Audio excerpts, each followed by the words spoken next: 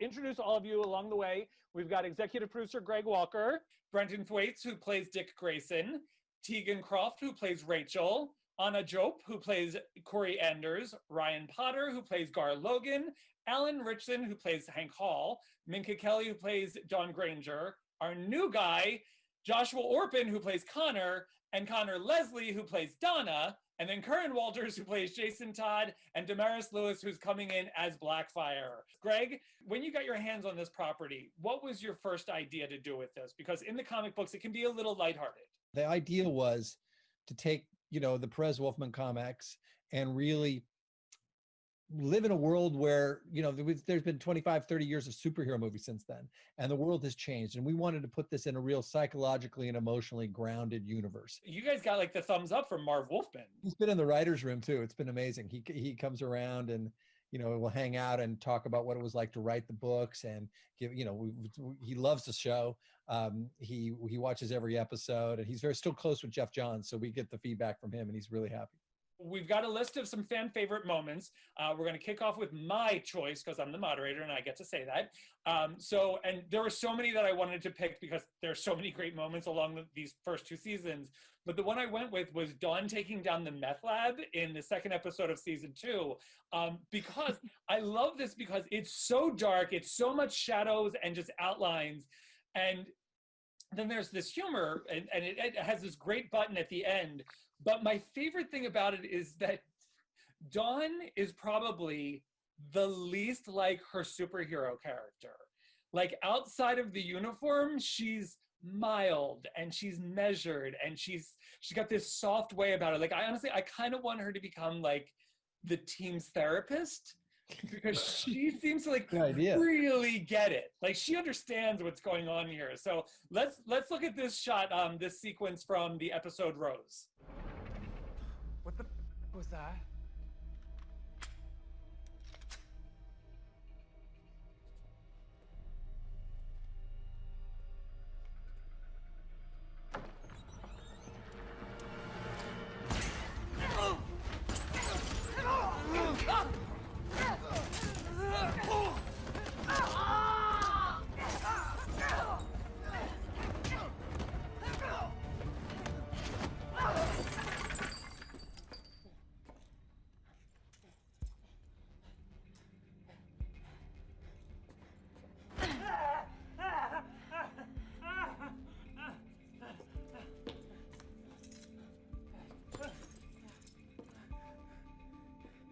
Don't kill me.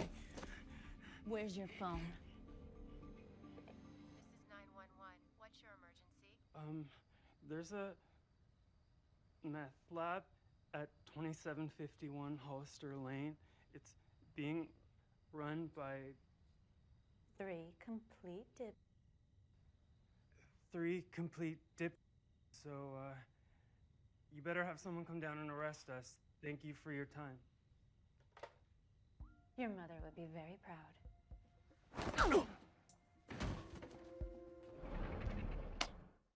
I have to give it up to Orphe. My stunt double really does all the work when it comes to having to navigate those wings, because they sort of take on a life of their own. Like the weight of them just takes you. So you really have to learn how to move with them when you're throwing yourself around. It's a fun challenge. The first fan clip that everyone kind of like came to was this was a big one because I don't think anyone expected to see this so early in the show. It's Donna breaking out the lasso for the first time.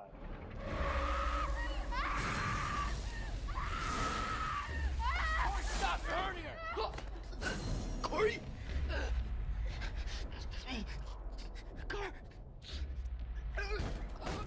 Corey, what are you?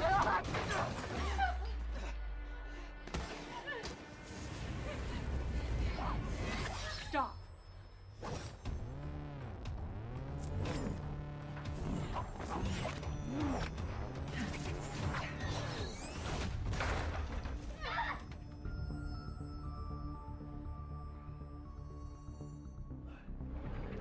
Heck yeah. I love the Corey and Donna friendship. It was something I remember reading about when I started doing some research. And so when I read that like they start off kind of rocky, I wasn't even mad at it because I knew that it would turn into this great friendship, and we kind of got a taste of that in season 2. So I kind of love that their friendship grew from this initial moment where they like butt heads, but it's because I think they're pretty similar in a lot of ways. Don't all great friendships start out with a lasso around the neck? And A little bit, yeah. Don't they all start off with like really kick-ass women? Yeah. Really? Can resist. All right, let's look at clip 2. This is also one of my favorites because it has a humor to it that I don't think you were writing to, or maybe you had it there, but there is the it is when Dick found out that Jason got to drive the Batmobile. And this is, I think it perfectly sets up that original dynamic between these two of like the big brother and like the annoying stepbrother. So let's run that scene from episode 6, Jason Todd. Why are you doing this? Why do you even want to be Robin? Are you kidding? This is the dopest gig ever. Hanging out with Batman, kicking bad guys' asses, being famous, driving the goddamn Batmobile. He lets you drive the Batmobile?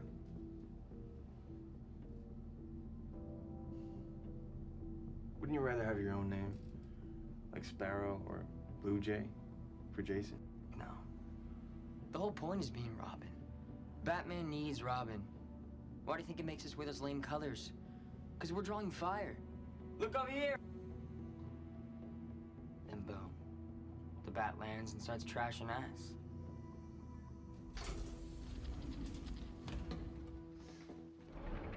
I think that scene describes it perfectly. They're, like you said, the brother-stepbrother relationship, you know, in the build between them over the season. And season 2 even showed more. So I think that was probably the best scene that shows the relationship for sure. You know, with dialogue like, you know, the bat lands and starts trashing ass, you naturally hate the person that, you know, it's very easy to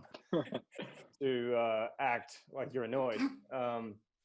And Corin does that so well with such a playfulness. It's very easy to connect with.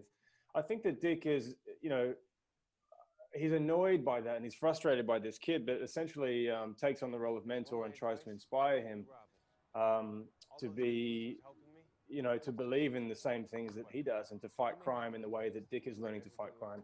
And ultimately he fails in connecting with him. And that scene at the end of season 2 on the rooftop is kind of an example of Dick putting aside his problems and offering to open up that channel and you know, and kind of put it on the table as, you know, I'll help you and be a mentor. And I think it's a nice conflict to have with Dick, because that's the reason why he left Batman. Batman, you know, Bruce failed as a mentor and as a guider. And a lot of emotional trauma kind of comes from that with Dick, and essentially he's doing the same thing. So I think deep down it's that, you know, it's trying to be that father figure for Jason, but also, you know, dealing with the same kind of frustration and challenges that Bruce dealt with when dealing with him. They need your leadership, Jason. You need to set the tone. I'm not Robin anymore. You are. The next clip is quintessential Jason. So I'm not even going to set it up. So I'm sure you guys know what it is, but let's roll this clip from season 2, episode 1. All we know is that whatever the cause of the phenomenon, it appears to have been abated by this new group of masked heroes. So apart from some dead birds, we seem to have... Titans are back, bitches! Woo! You're kind of an aren't you, kid? Yeah, but you like me. Admit it. Never gonna happen. What's hard about these scenes for me, especially, I always love when it's Kurt and I, because he's, in real life, the most infectious, vivacious, effervescent soul I've ever met, you know? I mean, just so, always fun to be around, just, you know, doesn't have to be talking. You're like, same with you, Alan. Your review, you know? And so, you know, to always be the one, like, putting the lid on it, you know, in the scenes is actually tough. When you're not filming, Alan makes you crack up 24/7 off camera. So that was just awesome to work with him. This next clip is the scene with Crypto and Connor at with the Luthor strike team. And it has one of my favorite shots from this series. So let's run that first, and then we'll talk about it. Let's run that episode from episode Connor. Everybody get down! Nobody move! Get down! Do not move! What in God's name's going on? You can't come into my house and order people around. Quiet! Hey! Shut up! Stop that! What are you doing?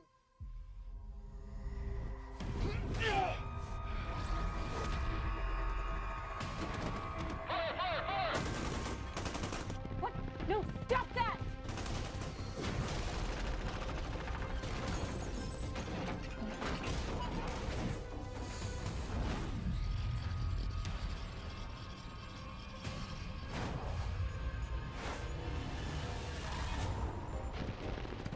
Stand down! God damn it! I said stand down!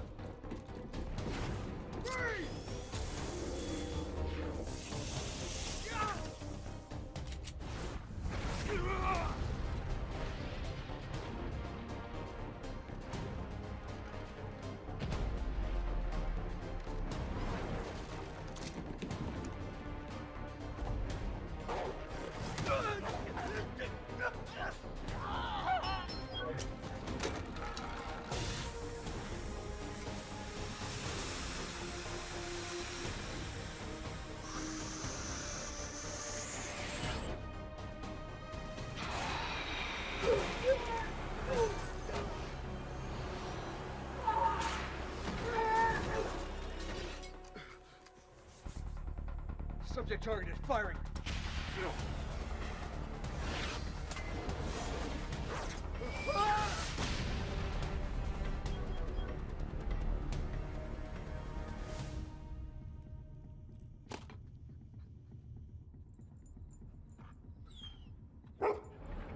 I mean, let's be real. Like, Crypto is the MVP of that scene and probably of the episode. So whenever you're in a scene with him, like, nothing can go wrong, man. Josh has become also the unofficial assistant dog trainer. So Josh has dog treats in his hand all the time. That dog listens to Josh more than he listens to his own trainers now. Shout out to Stefan, the stunt guy who did it. But he was rigged to this thing that like pulled him through a fake wall, and it took like 4 hours to set up. We had one that didn't go quite right, and we had to reset the wall. We got a new wall and did it again, and it ended up taking like the whole day pretty much to get that one shot. But yeah, worth it for sure. And you and Brenton also had an awesome scene near the end of in the season finale, actually. Yeah, it was great. We had that iconic flying scene where we could kind of have our cake and eat it too. So no flying in Titans, except in my mind. Yeah, no, it was good. We had some great moments there with Dick and Connor. I'm hoping there'll be a few more in season 3. Okay, and then the last clip that we have is this was a big deal for the people that were watching the first season, because it was really the first time we got to see the team working together. It is not 100% successful of a team up, but that's Titans. So let's roll the clip from episode 5 together. Where's Dick? I don't know. Corey? Stand back. Get behind me. It's time to burn.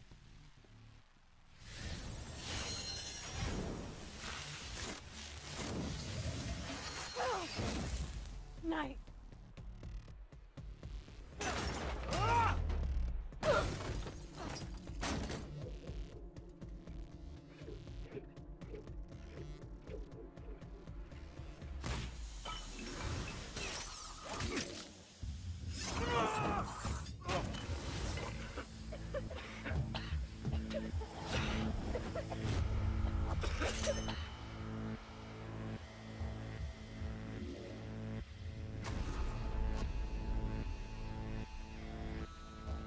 Dick? That's Robin.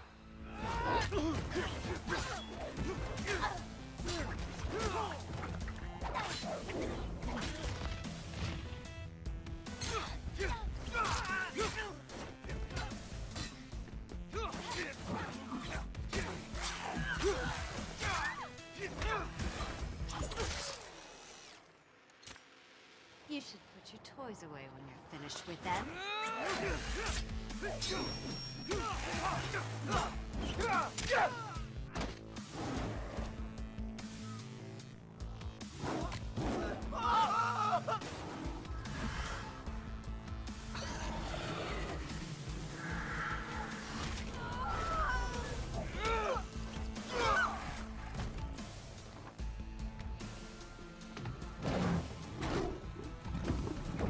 I'll say I'm so happy to see that this scene was voted on by the fans, because it was so hard to film. I don't know if you guys remember, but we were filming in what we hotel like 6 times or something. Yeah, what we were lovingly calling the struggle motel in the middle of the night, and it was freezing. We went there so many times, and yeah, so I'm really glad to see that people responded to the scene.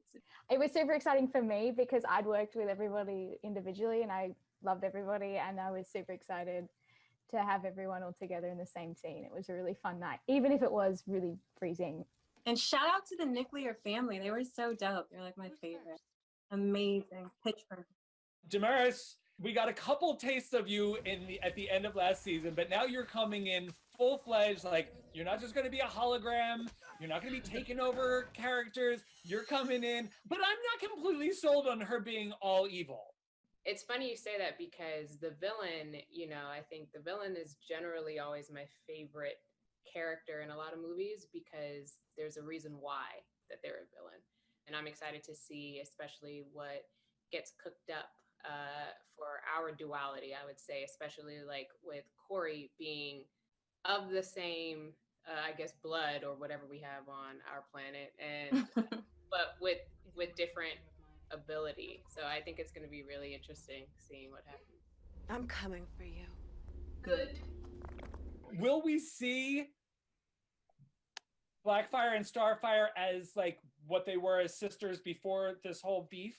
I think the good sister, bad sister relationship will have a microscope put on it, and it'll start to reveal complexity that we didn't know about it. The wider lens is, what an incredible cast. Like, you know, the stuff is on the page, it is what it is. It either works or doesn't, but our cast brings so much. First of all, you know, Ryan and Tegan bring so much of love of the books and knowledge of the books.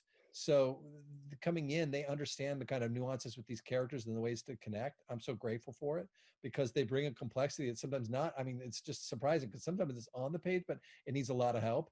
And both of them really lift it up, both with their acting skills and their commitment to these characters. There's a whole lot of work to do and no one to do but me. So let's get started. And Ryan, you had that great episode where we're waiting for Connor to wake up, and you got to just do like the day over and over again. That was a good time. Boris, our like season-long DP, was directing that episode a bit, and it was just a really intimate set than what we usually go through. There's usually like 100 people on set, and a lot for those sequences, because we were like changing clothes every 5 minutes and going from one set to another. It was just like an entire day of just goofing off and like just coming up with new ideas, and like there was so much stuff that didn't make it because of how much stuff we actually shot of Gar in the Titan's tower just being Gar. There's been a change in the relationship between Hank and Dawn. They are now trying to be consciously uncoupled. How are they going to function as exes in this new world? They ask themselves a question at the end of season 2. What if we give it another shot? You think Hank and Dawn are over? What about Hawk and Dove? We answer that question early on and definitively. Is there any job changes that you can talk about? Yeah, I would say you may see someone in bike shorts and cop sunglasses. That's all I'm going to say. Okay, all right. I'm doing my squats. I was going to say, Alan, you might want to start doing some lower body. Okay, since Connor is on the panel here. I am.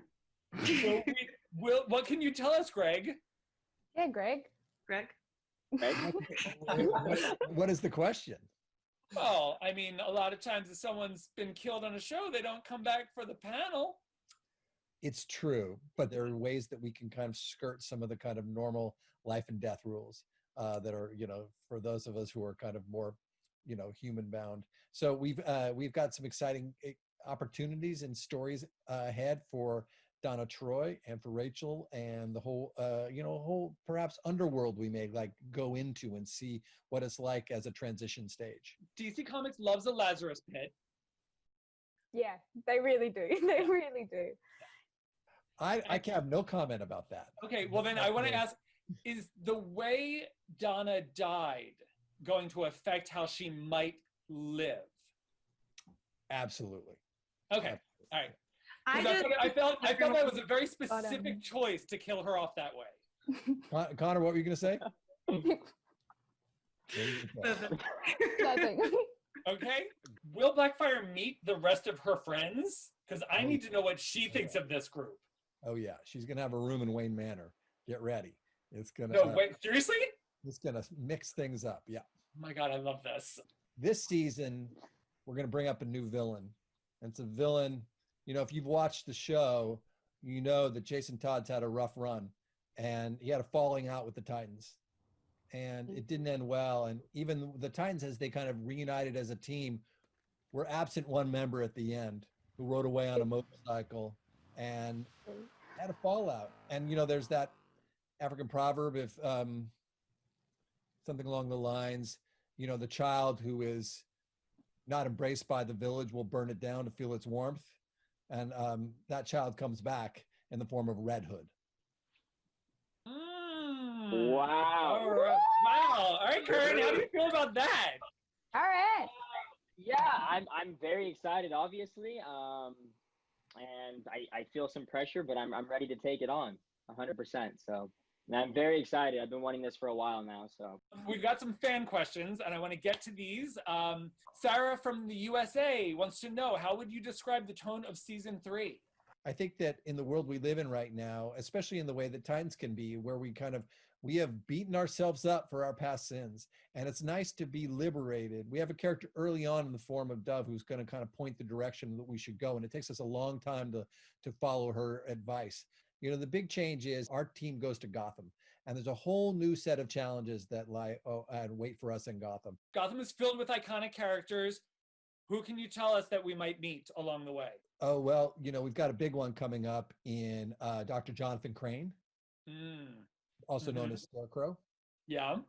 And we have another, classic character in the canon named Barbara Gordon, Commissioner Barbara Gordon. We've got two, of the second gen coming up. There was originally Batman and Jim Gordon, and now we have Nightwing and Barbara Gordon trying to kind of deal with the mistakes of their parents, and it turns out a lot more difficult than anybody thought. And I feel like Gotham is actually where Rachel would really flourish, because it's just so Rachel. So edgy. Yeah. I feel that way as well. I feel like a lot of people there have hoods. Like capes. She could really fly under the radar. That people. Yeah. Sarah from Bahrain wants to know, are we going to explore more of Raven's powers? My powers are changing, getting stronger. Raven's going to be in a new situation as well. She's kind of pulled herself away from the Titans, and she's on a mission to kind of understand what her worth is in the world. So many of these characters struggle with destiny.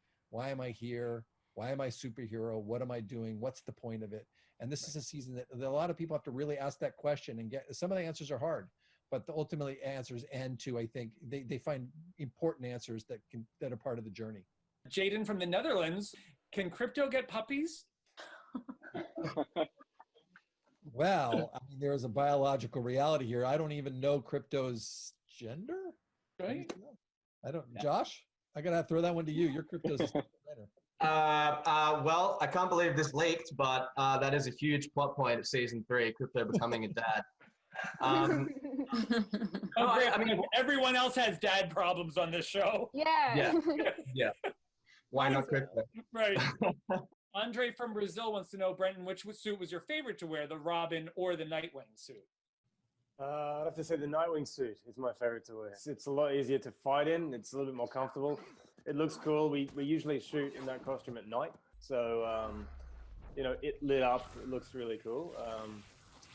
Yeah, but it's great. I mean, it's something that I looked forward to right from the first episode of the first season. So it's I think we're all, kind of excited to see the suit and Nightwing and Dick Grayson come into his own superhero. Perfect timing. Things are getting super fucking ugly out here. You're not gonna make fun of my suit? I just did.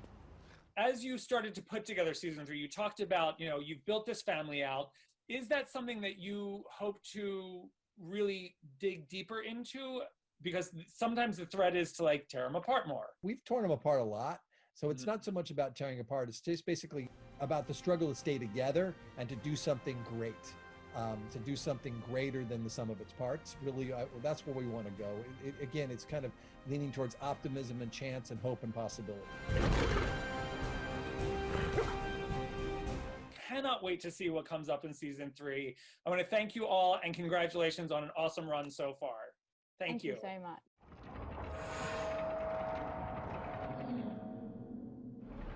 I'm really impressed. It looks better than I wish I was the drawing in real life, to be honest. The drawing is really, really beautiful. It really, really beautiful. You know what I liked about it? If you look at the mouths, which is really all, everything's covered in mask, and you've got your ski goggles on or whatever we call those. There's so much pain in the mouths of these figures. Do you see it? Especially, so yeah, much pain. yeah. Like, how do you capture in like a pencil, whatever medium this was drawn in? Like, how do you capture that much emotion in the few inches of skin that you have to tell the human side of the story? So true. This is the details. Oh my gosh, it's so beautiful. Yeah, it's really good. It's gorgeous. Congratulations. Wow. Hannah from the UK, this cosplay is amazing. The fact that you got as close to this costume as you did and the amount of work it took for us to get to where we got, I'm really impressed. This is beautiful. Andrew Hurst from the UK. This is really dope. Thank you so much for making this. I love how powerful and strong she is. And I also love that you had the curls in there. Shout out to Corey, season 1 with the curls. Yeah, I love it. So strong. Very good. Thank you so much. Really nice. Yes, Queen. I love it. I love it. I can't wait to meet you. This is so awesome. I love seeing fans of the show dressed up as Corey, and you just nailed it. You look beautiful. I love it. I love it. And I love the little hand fire power action. So good. Mwah. Chef's kiss. Thank you. Dude, you look exactly like me. How did you do this? That's incredible. How did you do the makeup like that? Like, okay, so season 1, that was all VFX, and like some people, when everyone turned evil and they made their eyes black and then they put makeup on, but it took hours. This is so impressive. Thank you so much for doing this. It's really cool.